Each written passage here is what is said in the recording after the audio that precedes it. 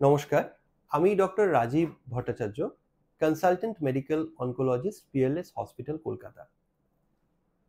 এই সেপ্টেম্বর মাস হচ্ছে গাইনোকোলজিক্যাল ক্যান্সার অ্যাওয়ারনেস মান্থ।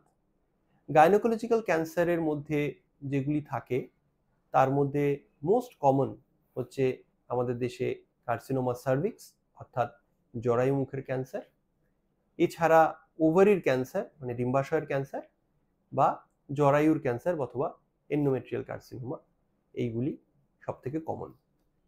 কম বয়সী পেশেন্টদের ক্ষেত্রে কিন্তু germ cell tumour, mucinous tumour, borderline tumour ইত্যাদি এইগুলিও অনেক বেশি কমন।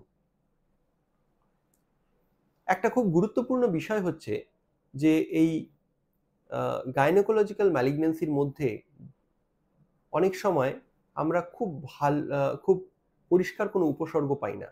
যেমন ওভারিয়ান ক্যান্সারের ক্ষেত্রে আর্লি স্টেজে কোনো সিমটম অলমোস্ট থাকেই না। একটা হালকা ডিসপেপসিয়া বা গ্যাসের ভাব, একটা হালকা তলপেটে ব্যথা, যেগুলি আমরা সাধারণত অন্য কোনো সাধারণ উপসর্গ বলে পাশ কাটিয়ে যাই। এবং তার ফলে ওভারির ক্যান্সার বা ডিম্বাশয়ের ক্যান্সারের পেশেন্টরা কিন্তু অনেক অ্যাডভান্স স্টেজে ধরা পড়ে।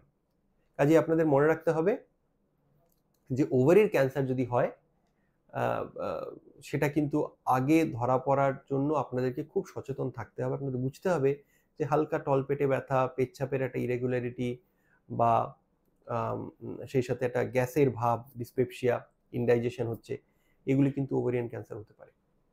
কাজেই সেদিকে আপনাদের খেয়াল রাখতে হবে। সার্ভাইকাল ক্যান্সার ইউজুয়ালি অনেক আগে থেকে ধরা পড়া সম্ভব, কারণ আমাদের দেশে প্যাপ স্মিয়ার স্ক্রিনিং প্রোগ্রাম রয়েছে। এই স্ক্রিনিং প্রোগ্রাম যে কোনো সরকারি হাসপাতাল বা যে কোনো নর্মাল হাসপাতাল বা গাইনোকোলজিস্টের কাছে অ্যাভেলেবল।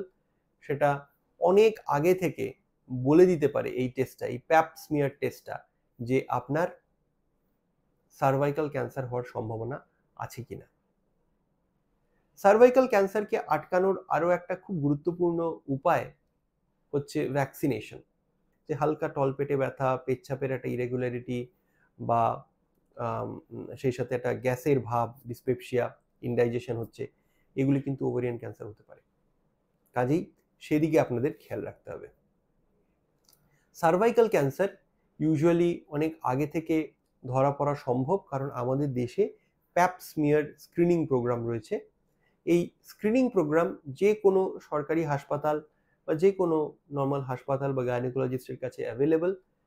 সার্ভাইকাল ক্যান্সারের যে ভ্যাকসিনগুলি অ্যাভেলেবল তার মধ্যে ফোরফ্রন্টে রয়েছে গার্ডাসিল 9, যেটা 9 ধরনের হিউম্যান প্যাপিলোমা ভাইরাসকে আটকে দিতে সমর্থ।